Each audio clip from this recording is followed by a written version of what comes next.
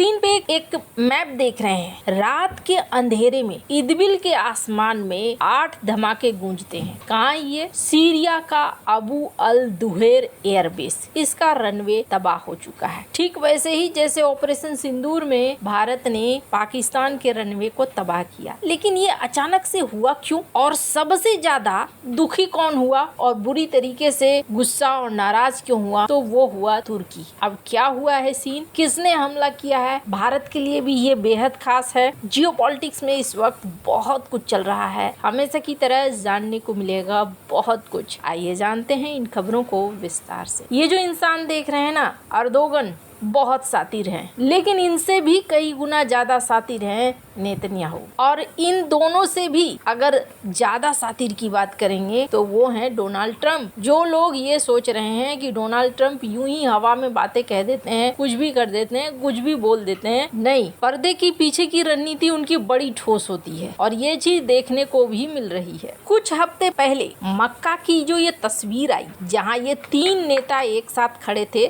Saudi अरब के crown Prince Mohammad बिन सलमान, तुर्की के राष्ट्रपति रजब तैयब अर्दोगन, पाकिस्तान के प्रधानमंत्री शहबाज शरीफ। 7 अगस्त को इन 3 देशों ने रक्षा समझौता किया, जिसे मक्का जॉइंट एग्रीमेंट कहा गया।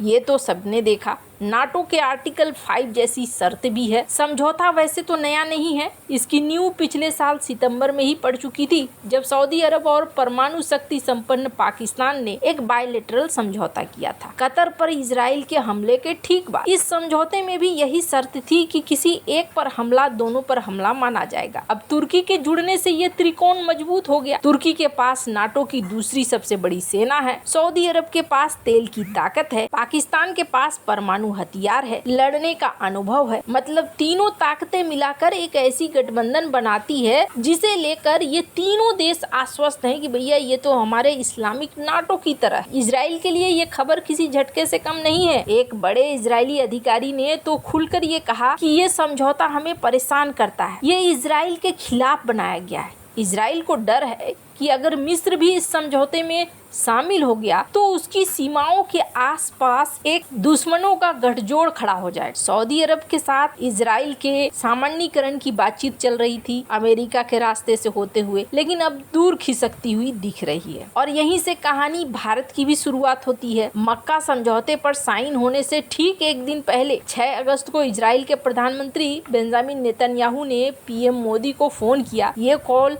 अचानक आई हुई लगी। मोदी ने खुद ट्वीट किया कि हमने पश्चिम एशिया की मौजूदा स्थितियों पर विचार किया, भारत इजराइल रणनीतिक साझेदारी को लेकर बातचीत की। ये संदेश उन्होंने अंग्रेजी और हिब्रू दोनों भाषाओं में डाला। नेतन्याहू ने उसे रिपोस्ट किया। अगले ही दिन मक्का का समझौता सामने आया। संजोग है या फिर पहले से ही आती आहट का इशारा? 2 दिन बाद अमेरिका के उपराष्ट्रपति जेडी वेंस ने भी मोदी को फोन किया। 3 बड़ी ताकतों की ये हलचल इजराइल, अमेरिका और भारत के बीच में, वो भी मक्का एग्रीमेंट के इर्द गिर्द, सिर्फ इत्तेफाक नहीं लगती है। कुछ रिपोर्टों में तो यहाँ तक कहा गया कि भारत ने इजराइल के साथ बहुत जरूरी कई बातें कही और कई मीटिंग करी। इजराइल ने भी भारत के साथ मीटिंग करी, लेकिन भारत के विदेश मंत्रालय ने कुछ खबरों को फर्जी बताया और इन्होंने भारत के विदेश मंत्रालय ने कहा कि हमने सऊदी, तुर्की, पाकिस्तान त्रिकोण पर बारीकी से नजर बनाकर रखा हुआ है। तुर्की के साथ रिश्ता भारत का पहले भी उतार चढ़ाव भरा रहा है। दूसरी तरफ इजराइल के साथ भारत का रिश्ता और मजबूत होता जा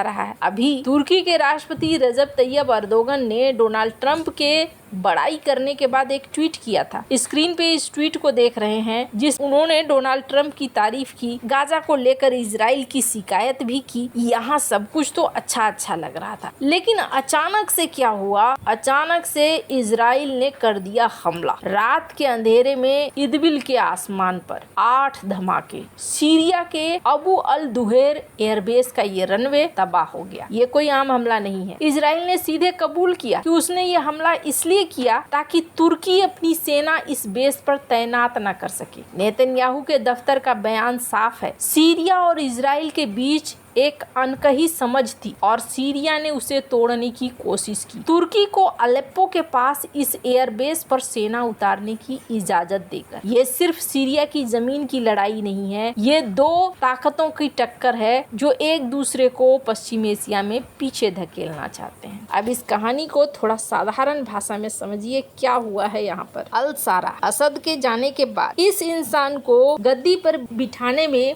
मदद की तुर्की के अर्दोगन ने, और अर्दोगन बिना किसी मतलब के कुछ नहीं करते। यहाँ उनका मकसद था सीरिया में पहुँचना और सीरिया में इजराइल के करीब पहुंचना। अल सारा को लेकर डोनाल्ड ट्रंप ने मुलाकात भी की और मुलाकात के बाद अल सारा को कहीं न कहीं एक समर्थन जैसा मिला। अल सारा का डोनाल्ड ट्रंप ने स्वागत भी किया, पर यहाँ पर देखने को मिला कि ये गेम खेलने लगे और इन्होंने तुर्की के साथ एक समझौता कथित तौर पर कर लिया, जिसके तहत सीरिया के फ्रंट बेस पर तुर्की की सेना उतारने की इन्होंने इजाजत कथित तौर पर दे दी। और यहीं से इजराइल भड़का और इजराइल ने भड़क कर यहाँ पर रात में ही रनवे को ही उड़ा दिया। अब तुर्की के लिए समस्या ये हो गई कि तुर्की का जो प्लान था यहाँ पास में पहुँचने का, वो प्लान यहाँ पर अभी पानी में जाता हुआ दिख रहा है। तुर्की नाराज भी हुआ, सीरिया के विदेश मंत्री भी नाराज हुए। उन्होंने कहा ये अवैध हमला है, ये तो हमारी संप्रभुता का उल्लंघन है। अमेरिका ने बोला काहे कर दिया, ऐसा करना ही नहीं था, ये तो अनावश्यक तनाव है। तुर्की का विदेश मंत्रालय आगे बढ़ा, उसने इजराइल की सरकार को कह दिया ये नस्लवादी है, ये विस्तारवादी है। साधारण भाषा में मतलब ये है कि अर्दोगन जो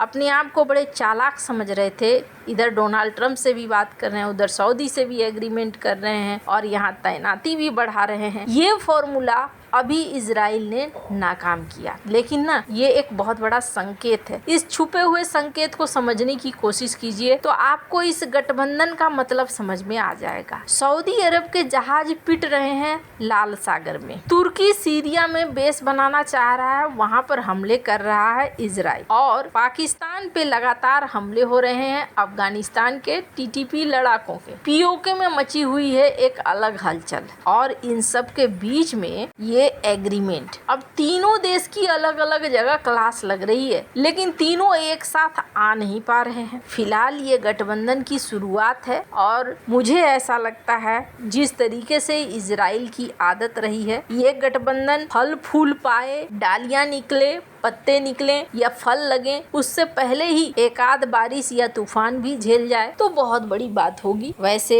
इसकी शुरुआत करके इजराइल ने ये समझा दिया है तुर्की को कि हम बर्दाश्त करने वालों में नहीं आते हैं। आपको क्या लगता है इन सब मामले में, आपकी क्या राय है, कमेंट कर जरूर बताएं। जल्द मिलते हैं अगले वीडियो में नई खबर के साथ।